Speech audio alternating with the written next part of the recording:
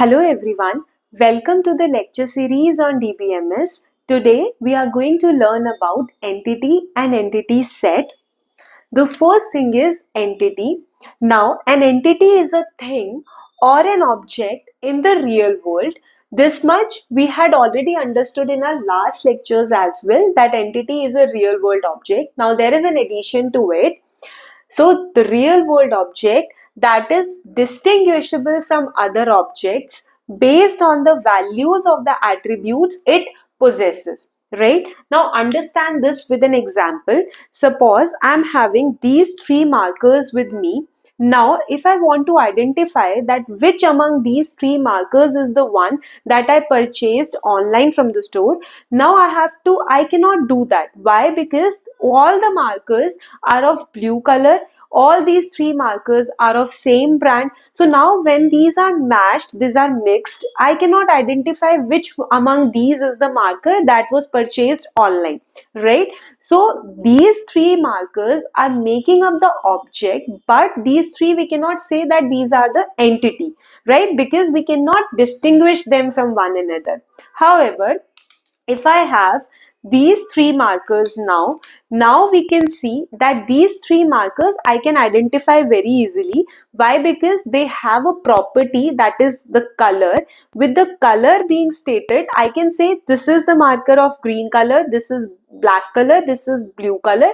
So now I can identify that which among these was the one. Even if I mix and match them, I can identify which among these is the one that I purchased online. Why? Because these three markers had a property, that is color, and the value of that property is distinguishing these markers from one another. So now let's understand the definition again.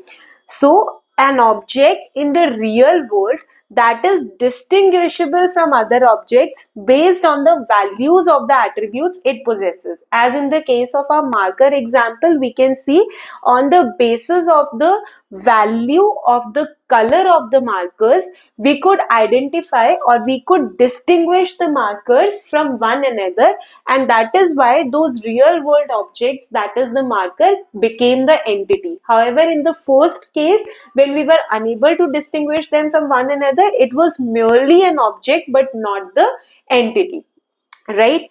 Now over here we have to understand one more thing, that whether something is an entity or an object, it depends on the observer as well. Let's take an example for that. Now suppose there are three tops that are of tomato red color, bright red color and dark red color, that is maroon red color.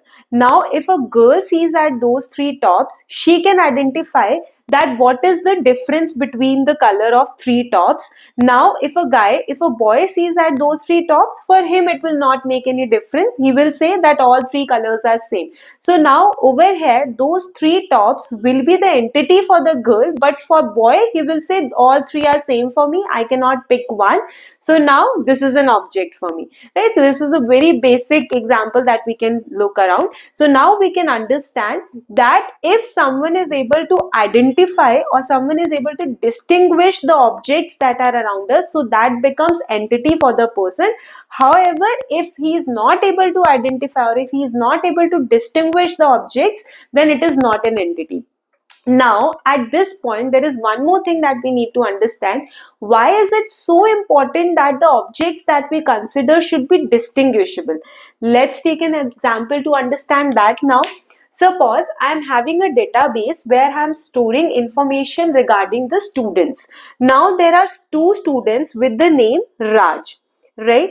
Now, this is the database that I have. Now I want to access the record of one student Raj, for which I want to enter the marks he has received, he has got in DBMS. Now both the student names are Raj. Now how do I pick the record, that which student among these two, which is the student who has got how many marks, right? So now this is a problem. See, over here we cannot identify or distinguish these two students from one another, and that is an issue. Now I cannot put in the marks of this student, that how many marks he has received. However, at the same time, if I add one more property over here, that is roll number, and I say this Raj has roll number 1 and this Raj has roll number 2, now I can distinguish these two students from one another. And now if I want to put in the marks of one student, I can say the marks of Raj 1 is suppose 40. Sorry, the marks of student with roll number 1 and name Raj has marks 40, whereas the student with roll number 2 and name Raj has marks 50. Right? So now I can access that. So here we need to understand that when we are making the database, it is not simply to dump the data. We always want to retrieve that data later on. We always want to access that data later on. So for accessing or retrieving the data later on, whatever data we are storing within the database, that should be identifiable or it should be distinguishable, so that whatever piece of information we want to access, we should be able to do that. With this example, you can understand. Now, next thing is types of entities. There are two types of entities, that is tangible and intangible. Tangible entities are those which exist in the real world. For example, student, teacher, fan, table.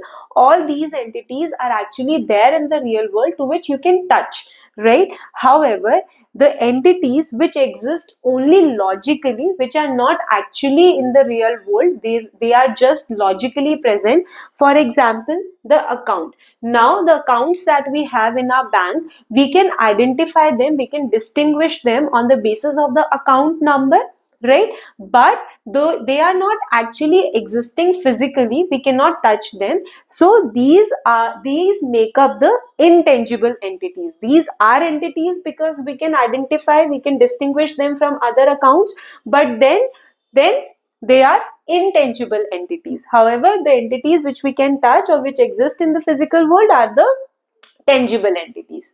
Now, next important thing is entity set.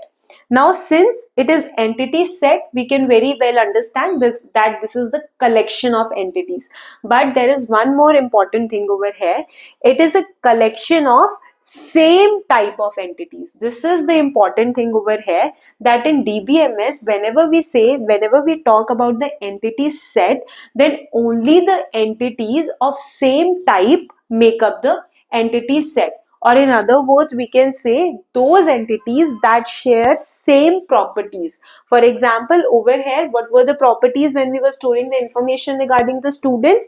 The roll number and the name and the marks. These were all the properties. So we can say if within an entity set we have put on, if this is the one entity set, if in this entity set, first thing we have included the marker, so other entities that we include, those will also be the marker. If I have included the students, if first entity is the student in this entity set, so other entities will also be the students, and then it will make up an entity set. Now we need to understand that how this entity and entity set can be represented in the ER diagram. Which symbol do we use for that, and how are we going to represent them? So now there is a very interesting fact that we all should know. Although it is the name that is entity relationship diagram, but actually entities cannot be represented in the ER diagram. Let's understand that over here. See, entity is represented in table by a row, and that row in DBMS are also called as tuple or the record. So this is a table that we have. This table is having information related to the students. Now in this table, we can understand that this each and every row over here actually represents entities. Say this is row 1. So this row 1 represents the information of a student whose roll number is 1, name is X, and age is 17. So over here, this student 1 represented in row 1 is actually one entity, and Next, in row 2, the next student, that is student 2, represented in this second row with these values is actually the second entity. So these are all, and the third row, third student, and fourth row, the fourth student. So we can now see that these students that we are storing within the table in each and every row, that represents the entities. So data within the table is actually the entity. Now we know all these students are distinguishable by one another by the value of the properties. These are the properties that each and every student has over here. That is the roll number, name, and age. So each and every student over here is distinguishable from one another by the value of these properties that we have over here. So now we can understand that these objects, the students in real world, actually represent the entity because they are distinguishable from one another. Now, one more thing that we have understood, that the set of similar type of entities, these all are the similar type of entities because they all represent the students. So the set of similar type of entities makes up the entity set, right? So we can say that these all students make up the entity set. Also, there was second point, that is all the entities that are sharing the similar properties. So we can see over here all these students are sharing these three properties in common. So this make up an entity set, and that is represented by the table name. So entity set is represented by table in DBMS. So this makes up the entity set, and the data within this table represents the entity.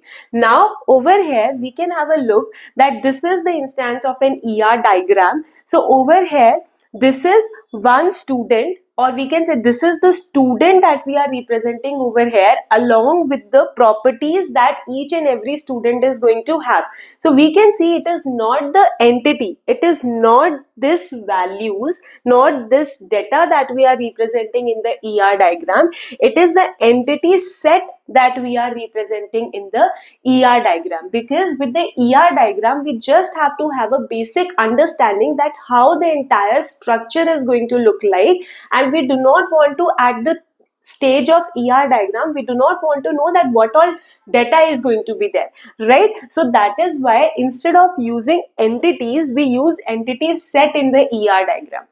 Now there is one more thing, that is entity sets are categorized in two forms, that is strong entity sets and the weak entity sets. So in our next lecture we will understand that what is the difference between these two.